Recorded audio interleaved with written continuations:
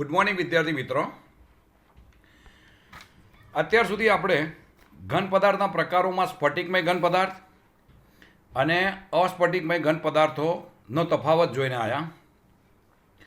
હવે આ લેક્ચરની અંદર આપણે સ્ફટિકમય ઘન પદાર્થના ઉદાહરણ વિશે આપણે વર્ગીકરણ સમજીશું. આ પ્રશ્નની અંદરથી કે એના જેટલા બી ચાર પ્રકાર આપ્યા છે એમાંથી તમને બોર્ડની અંદર એમસીક્યુઝના સ્વરૂપમાં ક્વેશ્ચન્સ પૂછાઈ શકે. આની અંદર આન્સરને જેમ કે ચાર પ્રકાર કમ્પ્લીટ થાય એના પછી એક આપણે ટેબલ હું બતાવીશ તમને. એમાંથી કઈ વસ્તુ તમારે એમસીક્યુના સ્વરૂપમાં યાદ રાખવાની એ ધ્યાન રાખજો. પણ એ કોષ્ટક સમજતા પહેલાં એ પ્રકારો વિશે થોડું સમજી લઈએ. તો જોઈએ આપણે સ્ફટિકમય ઘન પદાર્થોના ઉદાહરણ લખીને તેનું વર્ગીકરણ કરવાનું છે. તો કે આપણે લાસ્ટ લેક્ચરમાં જોયું સ્ફટિકમય ઘન પદાર્થો એટલે કયા કયા. તો અહીંયા એના કેટલાક ઉદાહરણ આપ્યા છે આપણને. આયર્ન છે એટલે કે Fe, કોપર, સિલ્વર એવી ધાતુઓ, સલ્ફર, ફોસ્ફરસ અને આયોડિન જેવી અધાતુ, સોડિયમ ક્લોરાઇડ, ઝિંક સલ્ફાઇડ અને નેપ્થેલિન જેવા સંયોજનો. આ બધા જ આપણે સ્ફટિકમય ઘન પદાર્થની અંદર લઈ શકીએ. તો કે આ સ્ફટિકમય ઘન પદાર્થોને એમની વચ્ચેના આંતરાણ્વીય આકર્ષણ બળોના કારણે કુલ 4 પ્રકારમાં વહેંચવામાં આવે છે. એ 4 પ્રકાર વિશે તમે થોડું ઘણું તો અગાઉના ધોરણમાં પણ સમજીને આવ્યા છો. તો થોડું એનો ડિટેલિંગ આપણે કરી લઈએ આ લેક્ચરમાં. જેમ કે એકબીજાને જકડી રાખતા બંધના આધારે એમના 4 પ્રકારમાંનો પહેલો પ્રકાર છે વાન ડર વાલ્સ આકર્ષણ બળ, બીજો પ્રકાર છે આયનીય બંધ, ત્રીજો પ્રકાર છે સહસંયોજક બંધ અને ચોથો પ્રકાર છે ધાત્વીય બંધ. તો આ 4 પ્રકાર વિશે આપણે વન બાય વન સમજીએ. તો સૌથી પહેલા પ્રકાર આપણે આણ્વીય ઘન પદાર્થ વિશે સમજીએ. તો કે આણ્વીય ઘન પદાર્થની અંદર તમારે એના બીજા 3 પ્રકાર યાદ રાખવાના. કયા 3? કે ધ્રુવીય આણ્વીય ઘન પદાર્થ, અધ્રુવીય આણ્વીય ઘન પદાર્થ અને હાઇડ્રોજન બંધ ધરાવતા આણ્વીય ઘન પદાર્થ. એના વિશે તમે સમજીને તો આવ્યા જ છો, પણ હું તમને સમજાવીશ અત્યારે ફરીથી, એટલે તમને થોડું રિકોલ થશે કે યસ 11 સાયન્સમાં એના વિશે ચર્ચા કરી હતી. આણ્વીય ઘન પદાર્થની અંદર ઘટકો તરીકે શું હોય? તો કે અણુઓ હોય. ઘટક તરીકે શું હોય? તો કે એની અંદર અણુઓ આવેલા હોય. હવે એના મુખ્યત્વે 3 પ્રકારમાં પહેલો પ્રકાર આપણે જોઈએ અધ્રુવીય આણ્વીય ઘન પદાર્થ. હવે આપણને એમ થાય કે અધ્રુવીય આણ્વીય ઘન પદાર્થ કોને કહેવાય? તો હંમેશા સમજો અધ્રુવીય પદાર્થ એટલે શું? 11 સાયન્સની અંદર તમે શીખીને આવ્યા. જે બે અણુઓ વચ્ચે વિદ્યુત ઋણતાનો તફાવત ખૂબ જ નહિવત હોય એમને અધ્રુવીય પદાર્થ કહેવાય, અને જેમની વચ્ચે વિદ્યુત ઋણતાનો તફાવત વધારે હોય તેમને ધ્રુવીય પદાર્થ કહેવાય. જેમ કે અધ્રુવીયમાં હું વાત કરું હાઇડ્રોજન અને હાઇડ્રોજન એટલે કે H2 અણુ. તેમાં હાઇડ્રોજન ઉપર ડેલ્ટા પ્લસ લખાય અને બીજા હાઇડ્રોજન ઉપર બી ડેલ્ટા પ્લસ લખાય. એટલે બંને વચ્ચે વિદ્યુત ઋણતાનો તફાવત તો સમાન આવવાનો, રાઈટ. એ જ રીતે I2ની અંદર બંને ઉપર ડેલ્ટા માઇનસ લખાય, એટલે એ બંનેમાં પણ વિદ્યુત ઋણતાનો તફાવત સમાન આવવાનો.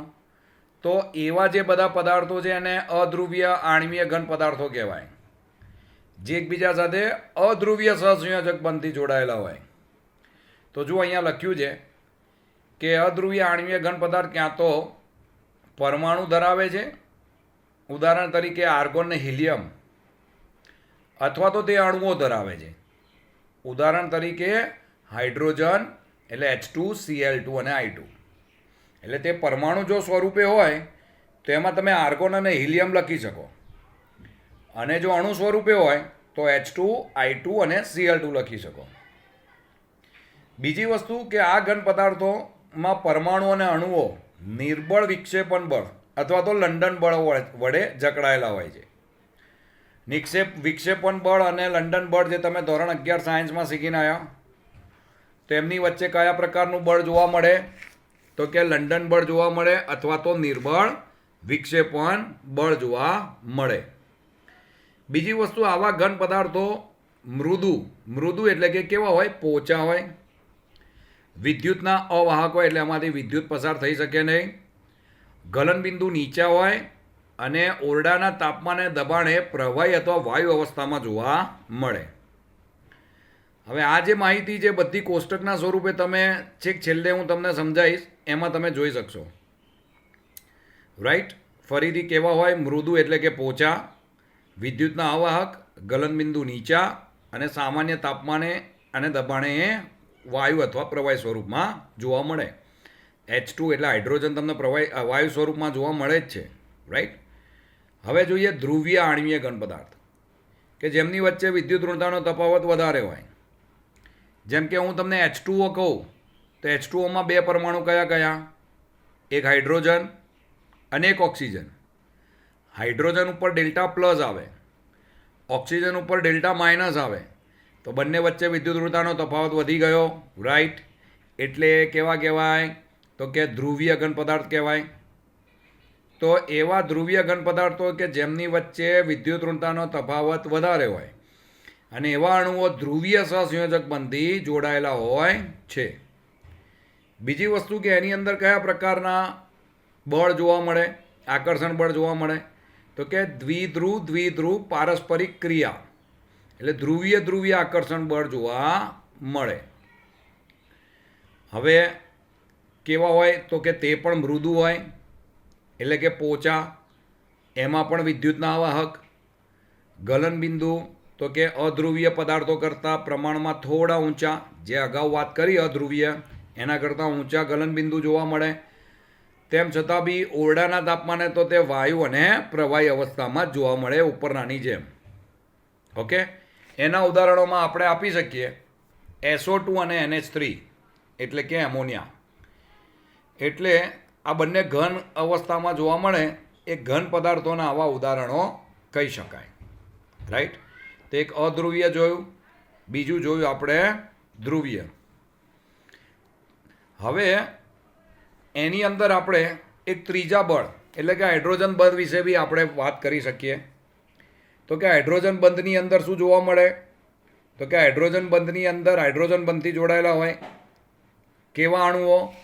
તો જેમ કે હું તમને H2Oનું ઉદાહરણ આપું, H2O, તો એમાં હાઇડ્રોજન અને ઓક્સિજન એટલે H2Oના અલગ અલગ અણુઓ વચ્ચે હાઇડ્રોજન બંધ જોડાયેલા હોય છે. રાઈટ. એની અંદર બી તમારે આકર્ષણ બળ તરીકે હાઇડ્રોજન બંધ જોવા મળે. ઉદાહરણ તરીકે H2O એટલે કે બરફ. ભૌતિક સ્વભાવ એનો સખત હોય, એ ધ્યાન રાખજો. ભૌતિક સ્વભાવ કેવા હોય? તો કે ધ્રુવીય અને અધ્રુવીય કરતાં તેઓ સખત હોય છે. બીજી વસ્તુ તે વિદ્યુતના અવાહક હોય છે અને ગલનબિંદુ પણ પ્રમાણમાં નીચા હોય છે. રાઈટ. તો આ 3 પ્રકાર થયા: અધ્રુવીય, ધ્રુવીય અને હાઇડ્રોજન બંધ. હવે એના પછી આપણે જોઈએ આયનીય ઘન પદાર્થો. આયનીય ઘન પદાર્થો એટલે તમને ખ્યાલ જ છે એની અંદર કે ધન આયન અને ઋણ આયન એ બે જે આયનો હોય એમની વચ્ચે જે બંધ હોય અને જે પદાર્થ રચે એને કહેવાય આયનીય ઘન પદાર્થ. કેવા હોય એની અંદર? ધન અને ઋણ આયન.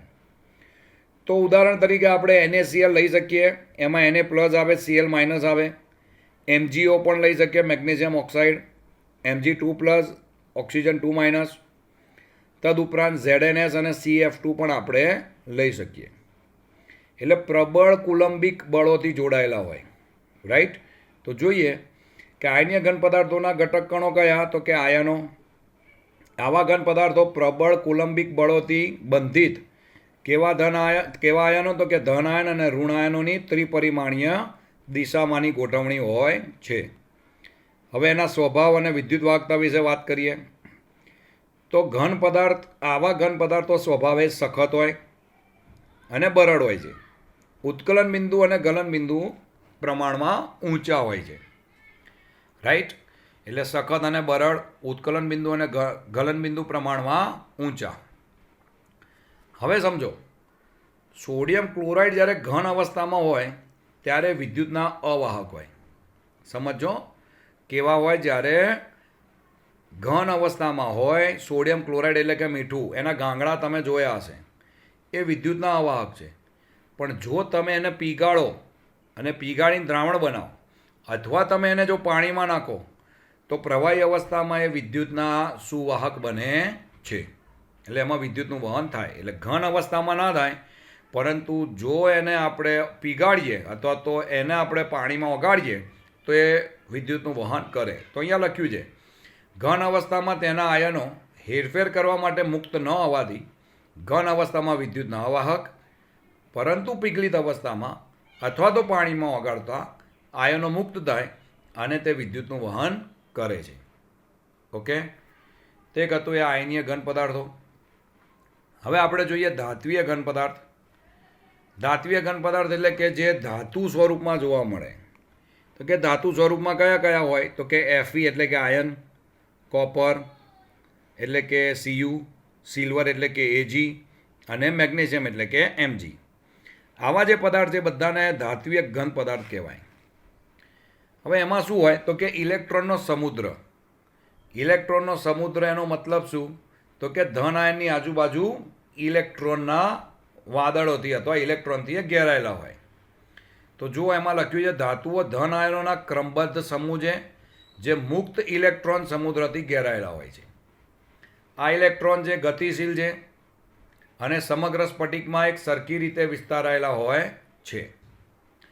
ધાતુનો દરેક પરમાણુ એક અથવા બે ઇલેક્ટ્રોનના આ સમુદ્રમાં ફાળો આપે, અને આ મુક્ત અને ગતિશીલ ઇલેક્ટ્રોન ધાતુની ઊંચી વિદ્યુતીય અને ઉષ્મીય વાહકતા માટે જવાબદાર છે.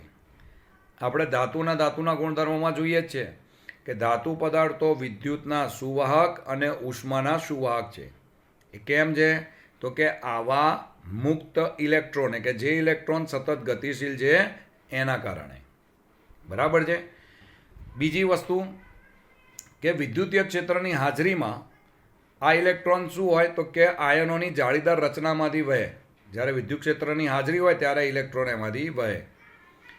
તે જ રીતે જ્યારે ઉષ્મા ધાતુના એક ભાગને પૂરી પાડવામાં આવે છે ત્યારે ઉષ્મીય ઉર્જા એક સરખી રીતે મુક્ત ઇલેક્ટ્રોન વડે વિસ્તરાય છે. તમે પહેલાં બી એક પ્રયોગ કરીને આવતા હતા કે એલ્યુમિનિયમનો એક સળિયો લઈએ અથવા તો એક રોડ લઈએ, એમાં મીણથી આપણે ટાંકણીઓ અથવા તો ખીલ્લી ચોંટાડેલી હોય, થોડા અંતરે 4-5. તમે એક જ બાજુના ભાગને ગરમ કરો તો શું થાય? તો ધીરે ધીરે એ ગરમી આગળ જાય, મીણને પીગાળે, એટલે ધીરે ધીરે 1 by 1 એક એક ખીલ્લી પડતી જાય. 5મા 7મા સ્ટાન્ડર્ડમાં તમે આ પ્રયોગ કરીને આવ્યા. એટલે એના કારણે શું થાય કે એમાં ઉષ્મા ઉર્જા એક છેડાથી બીજા છેડા તરફ વહન પામે.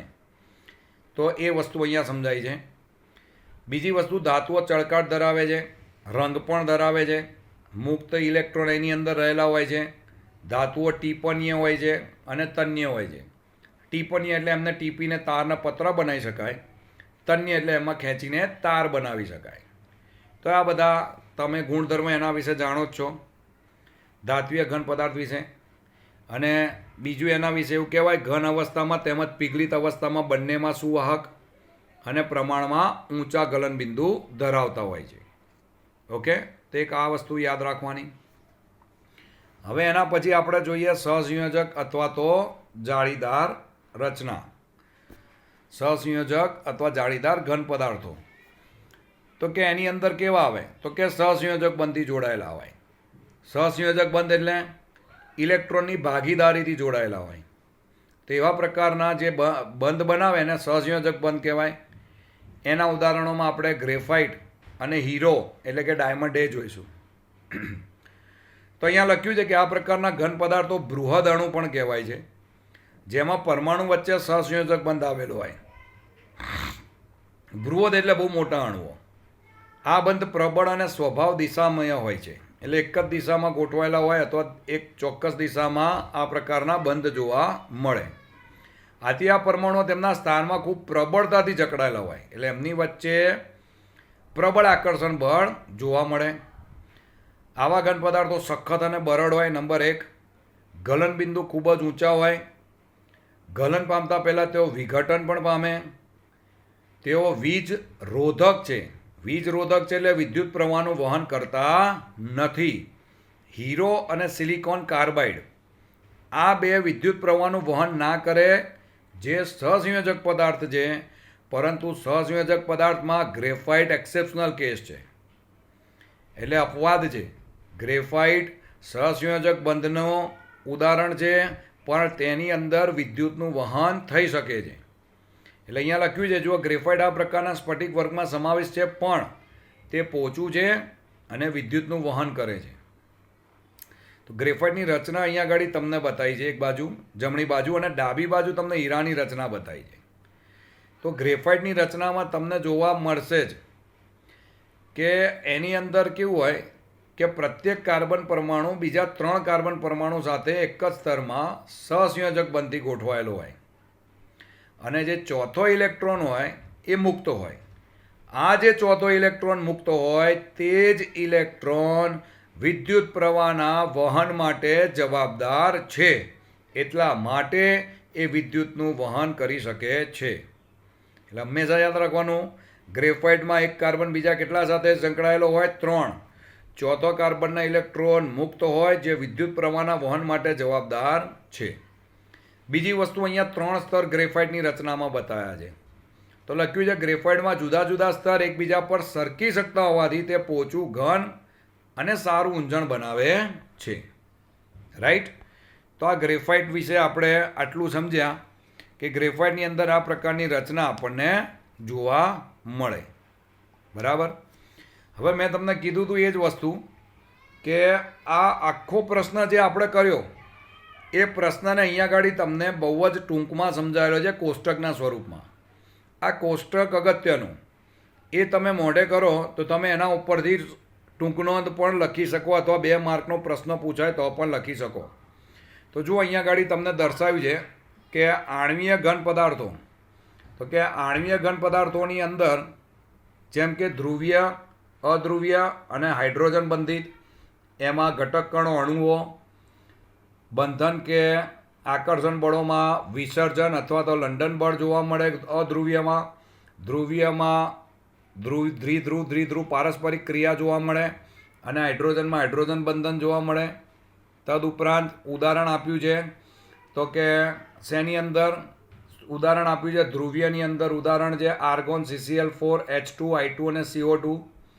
ધ્રુવીયની અંદર ઉદાહરણ આપેલું છે તમને HCl અને SO2. સહસંયોજક બંધમાં ઉદાહરણ આપ્યું છે H2O. સ્વભાવ મૃદુ અને સખત. વિદ્યુતની વાહકતા અવાહક. ગલનબિંદુ ઘણા નીચા અને નીચા. બરાબર. એ પછી તમને બીજું આપ્યું છે આયનીય ઘન પદાર્થો. એમાં ઘટક કણ આયન, કુલંબિક અથવા સ્થિર વિદ્યુતીય બળ. ઉદાહરણ NaCl, MgO, ZnS, CF2. સખત પણ બરડ. ઘન અવસ્થામાં અવાહક, પીગળિત અવસ્થામાં સુવાહક. ગલનબિંદુ પ્રમાણમાં ઊંચા. પછી આપ્યું છે આ ધાત્વીય ઘન પદાર્થો. એમાં બિનસ્થાનિક ઇલેક્ટ્રોનના સમુદ્રમાં ધન આયન હોય, એટલે એ પ્રકારના ઘટક કણો હોય. એમાં આકર્ષણ બળ, ધાત્વિક બંધન. ઉદાહરણ Fe, Cu, Ag અને Mg. ભૌતિક સ્વભાવ સખત પરંતુ ટીપનીય અને તન્ય, એટલે ખેંચીને તાર અને ટીપીને પતરા બનાવી શકાય. ઘન અવસ્થામાં અને પીગળિત અવસ્થામાં બંનેમાં વિદ્યુતના સુવાહક, પ્રમાણમાં ઊંચા ગલનબિંદુ. છેલ્લે આપ્યું છે સહસંયોજક અથવા તો જાળીદાર ઘન પદાર્થો. એમાં હવે ઘટક કણો, પરમાણુઓ, આકર્ષણ બળો, સહસંયોજક બંધ. ઉદાહરણ તરીકે SiO2, SiC એટલે કે કાર્બન, હીરો વગેરે એ સખત છે, અવાહક છે. જ્યારે ગ્રેફાઇટ આપ્યું છે એ મૃદુ છે અને સુવાહક છે, અપવાદ લખ્યું છે એમાં. અને ગલનબિંદુ ઘણા ઊંચા. એટલે તમને ક્વેશ્ચન આન્સર્સમાં પૂછે ગલનબિંદુ સૌથી ઊંચા શેમાં જોવા મળે, તો 4 ઓપ્શન આપ્યા હોય તો જવાબ આવે તમારો સહસંયોજક અથવા જાળીદાર ઘન પદાર્થ. તો અહીંયા આપણે આટલે સુધી રાખીશું આ લેક્ચરમાં. તો આ કોષ્ટક ખાસ કરવું અને બાકીની અંદરની માહિતી મેં તમને આપી છે એ પણ એકવાર જરૂરથી જોઈ લેશો. હવે વધુ આપણે આગળના લેક્ચરની અંદર જોઈશું. Okay, thank you.